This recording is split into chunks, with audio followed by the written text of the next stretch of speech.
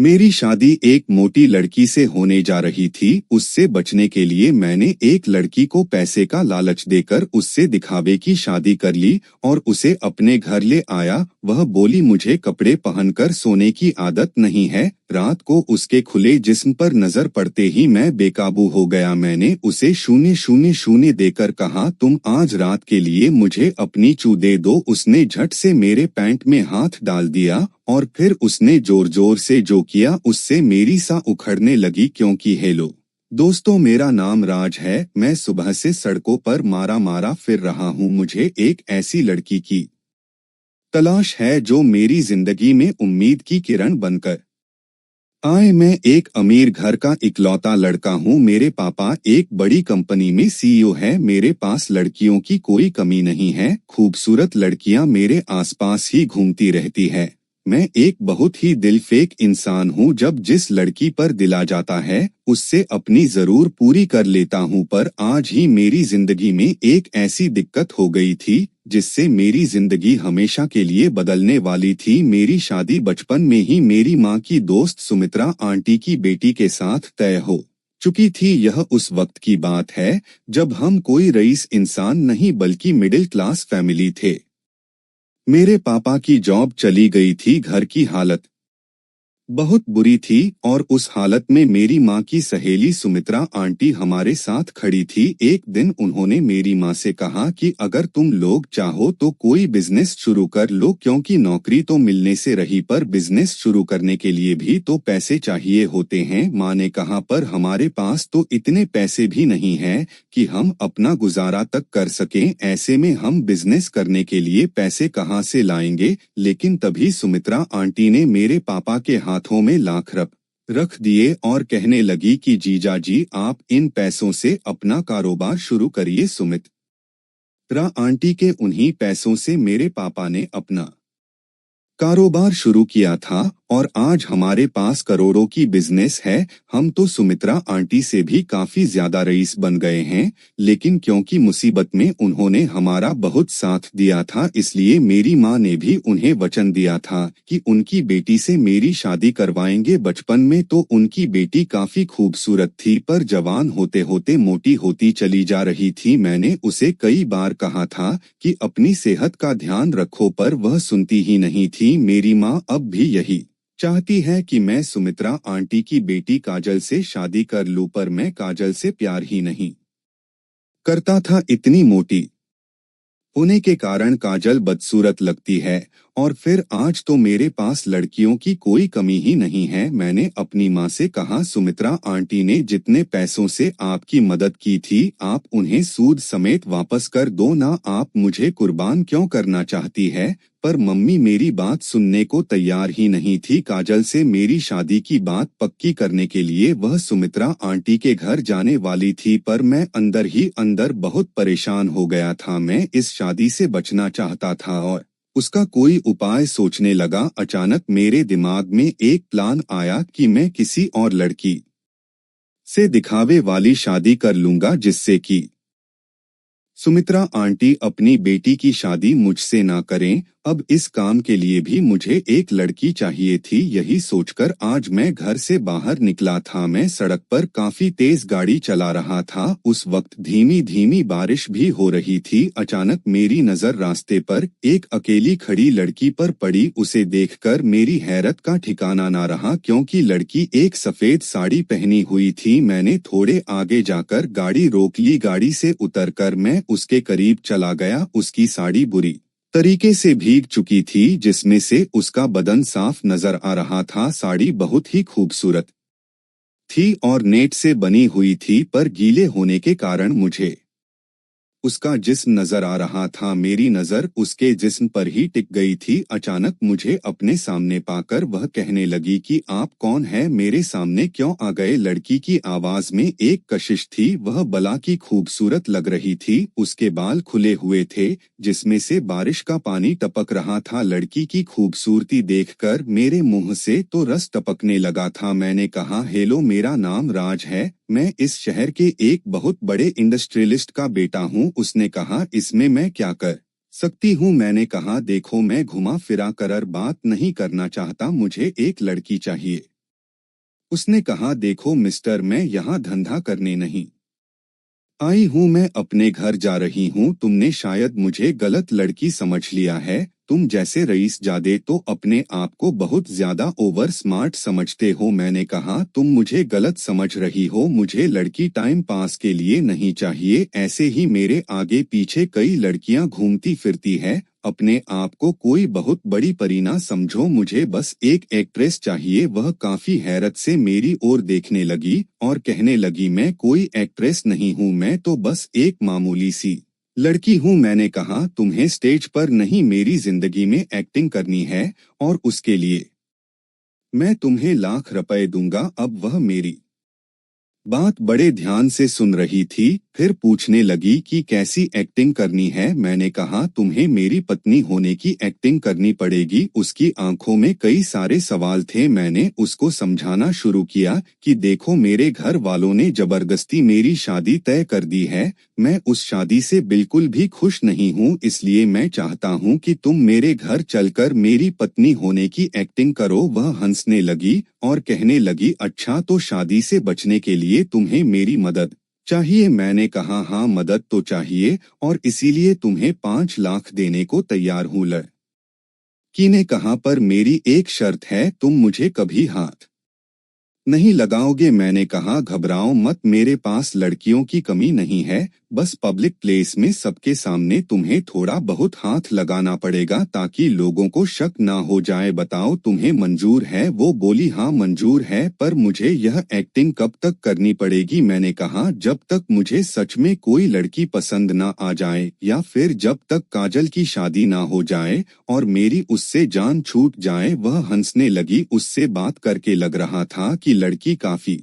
हंसमुख है, पर फिर बोली, मुझे एक प्रॉब्लम है, सिर्फ लाख रुपयों के लिए मैं सालों तुम्हारे साथ नहीं रह सकती। मैं सोच में डूब गया। मैंने कहा, पर तुम्हें रहने और खाने को भी तो दे रहा हूँ ना। उसने कहा, यह सब तो मुझे ऐसे ही मिल जाता है। अगर मान लो मुझे तुम्हारे साथ 5 साल तक काम करना पड़ गया तो उस हिसाब से तो 5 लाख कम ही है। और फिर न जाने तुम्हें कब कोई लड़की पसंद आएगी, ना जाने काजल की शादी कभी होगी भी या नहीं। प्लीज मुझे माफ करना, मैं ऐसे कॉन्ट्रैक्ट साइन नहीं कर सकती। तुम किसी और को ढूंढ लो। और ऐसा कहकर वह जाने लगी। मैंने उसका हाथ पकड़ लिया। मैंने कहा, मेरी कोई पत्नी बनेगी तो वह तुम ही बनोगी। मेरी आंखें देखकर वह थोड़ी सी डर गई। मैंने कभी किसी लड़की पर यूं जोर नहीं दिखाया, पर ना जाने क्यों इस लड़की पर जोर दिखाने लगा था। मैंने कहा, मैं महीने के हज तुम्हें पॉकेट मनी के तौर पर भी दूंगा। फिर तो ठीक है ना। अब वह हंसने लगी और बोली, इन पैसों से तो फिर मेरी भी शादी हो जाएगी। मैंने कहा, पर मेरी भी कुछ शर्तें हैं। जब तक तुम मेरे साथ रिश्ते में रहोगी किसी लड़के के साथ नहीं मिल सकती, कोई बॉयफ्रेंड नहीं बना सकती, किसी लड़के के साथ संबंध नहीं बना सकती। बोलो मंजूर है? उसने कहा, तुम मुझसे बहुत बड़ी चीज मांग रहे हो, तुम मुझसे मेरी आजादी मांग रहे हो। मैंने कहा, यह जॉब है यार, तुम समझो, बाद में मैं कोशिश करूंगा कि तुम्हें जल्दी फ्री कर दूं। उसने कहा, पर तुम्हारे साथ काम करते करते अगर मैं बूढ़ी हो गई तो अगर तुम जैसे मंचल लड़के को कभी कोई लड़की पसंद ना आए तो फिर बुढ़ापे में मुझसे कौन शादी करेगा? अब मैं हंसने लगा। मैंने उसके सर पर हल्का सा मारते हुए कहा, ठीक है बाबा, 1 साल का कॉन्ट्रैक्ट करेंगे, उसके बाद तुम आजाद। अब वह हंसने लगी और बोली, यह हुई ना बात। मैंने उससे पूछा, तुम्हारा नाम क्या है? उसने कहा, मेरा नाम सिमरण है। मैंने सिमरण से शादी का कॉन्ट्रैक्ट साइन करवा लिया था और उस रात हम होटल में ही रुक गए थे। अगले दिन मैं सिमरण को अपने साथ लेकर अपने घर आ गया। हम दोनों को साथ देखकर मेरे मम्मी पापा को हैरत का झटका लगा। वह कहने लगे, कौन है यह लड़की जो दुल्हन के वेश में हमारे घर पर आई है? मैंने कहा, यह आपके घर की बहू और मेरी पत्नी सिमरण है। मैं सिमरण से बेहद प्यार करता था, मैं उसके बिना जी नहीं सकता था। जब आप लोगों ने मेरी शादी जबरदस्ती काजल के साथ करने का फैसला किया था तो मैं अपनी जान लेने की सोच रहा था, पर सिमरण ने मुझे समझाया और बोली कि एक बार अपनी मम्मी पापा के बारे में सोचो, अगर तुम्हें कुछ हो गया तो वे बेसहारा हो जाएंगे। मेरे मम्मी पापा मेरी ओर देखने लगे। उनके चेहरे से साफ लग रहा था कि वह दोनों इस शादी से खुश नहीं है। मेरी माँ ने अपनी सहेली सुमित्रा को फोन करके सारी बातें बता दी। मैंने भी काजल से कॉल करके कह दिया कि तुम किसी अच्छे लड़के से शादी कर लो। मैं की और से प्यार करता था, इसलिए मैं शादी करने के लिए मजबूर हो गया। काजल तो मन ही मन मुझे चाहती थी, या फिर मेरी दौलत को कह नहीं सकता। हाँ, एक समय था जब उसकी माँ ने मेरे घर वालों की मदद की थी, पर मैं अपनी कुर्बानी नहीं देना चाहता था, इसलिए उसके आंसुओं का मुझ पर कोई असर ना हुआ। रात में सोने के लिए मैं अपने कमरे में आ गया। सिमन मुझे देखकर कहने लगी, तुम मेरे साथ सोगे क्या? मैंने कहा, कैसी बातें कर रही हो?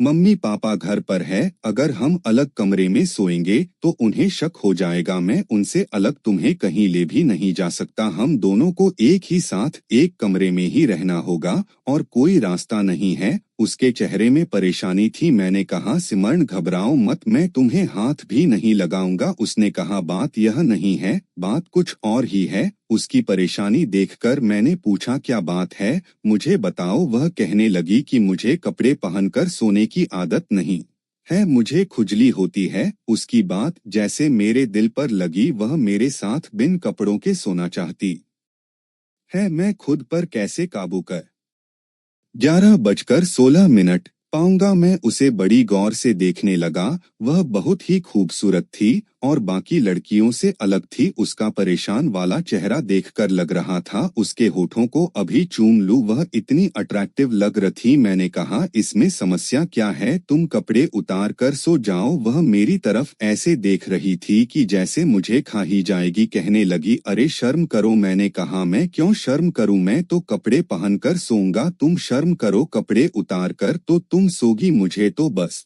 तुम्हारे जिस्म को देखना है, दिखाना तो तुम्हें ही है ना। मेरी बात सुनकर वह गुस्सा हो गई। उसने मेरे पेट में 12:01 एक घुसा मारा, पर पता नहीं क्यों उसका प्यार भरा घुसा मुझे बहुत अच्छा लगा। मैंने मजाक मजाक में उसका हाथ पकड़ लिया और उसे अपने करीब खींच लिया। उससे कहा, तुमने जिस पेपर पर साइन किया है ना, वह सच में रजिस्ट्री पेपर है। मैं तुम्हारा पति हूँ, शर्म कैसी? उसने कहा, मैंने कॉन्ट्रैक्ट में साफ साफ लिखवा दिया है कि तुम मुझे हाथ नहीं लगा सकते। मैंने कहा, हाँ वह तो लिखा है, पर यह नहीं लिखा है कि तुम्हें बिना कपड़ों के देख भी नहीं सकता। मैं बस उसकी टांग खींच रहा था। मैंने उससे कहा, अच्छा अब अपने कपड़े उतार दो और एक नरम चादर ओढ़कर सो जाओ, मैं एसी चला देता हूँ। और इतना कहकर 12:43 मैंने कमरे की लाइट भी बंद कर दी। मैंने उसे एक नर्म चादर दे दिया था। वह अपने कपड़े उतारकर मेरे पास सोने आ गई थी। उसके जिस्म की खुशबू मुझे पागल बनाने लगी। मैं उसे हर हाल में हासिल करना चाहता था, मुझसे नहीं जा रहा था। मैं सिमरन के करीब चला गया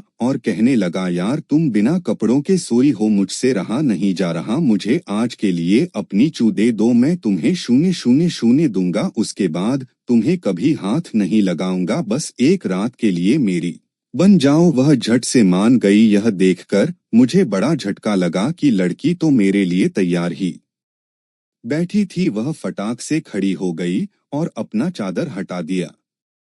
13:30 उसके जिस्म को देखकर मेरे अंदर तो मानो ज्वालामुखी भड़क उठी। मैं उसके करीब चला गया और कहने लगा, सिमन प्लीज मुझे प्यार करो। सिमन का हाथ तुरंत मेरे पैंट में आ गया और उसके बाद उसने जो किया उससे मेरी सांसें उखड़ने लगी। मैं बेड पर गिर गया। एक झटके में जो भी कुछ हुआ मुझे कुछ भी समझ में नहीं आया। उसने जो भी किया था उससे मुझे बहुत दर्द हो रहा था। मैंने कहा, तुम पागल हो गई हो क्या? उसने मुझे एक जोरदार किक लगाई थी। कहने लगी, मैं कराटे चैंपियन हूँ, दोबारा ऐसी हरकत मेरे साथ मत करना। और इतना कहकर उसने चादर ओढ़ ली और मेरे साथ आकर लेट गई। मैंने आज तक जिस लड़की को भी हासिल करना चाहा उसे हासिल करके ही रहा हूँ, तो यह लड़की क्या चीज है? मुझे उस पर बहुत ज्यादा गुस्सा आ गया था। मैं तुरंत ही उसके ऊपर झपट पड़ा और उसे बेतहाशा चूमने लगा। उसके खुले जिस्म पर मैं अपने हाथ फेरने लग। मुझे जहां मन हो रहा था मैं वहां छू रहा था। वह काफी घबरा गई थी। उसे देखकर मैं समझ चुका था कि वह कोई कराटे चैंपियन नहीं है।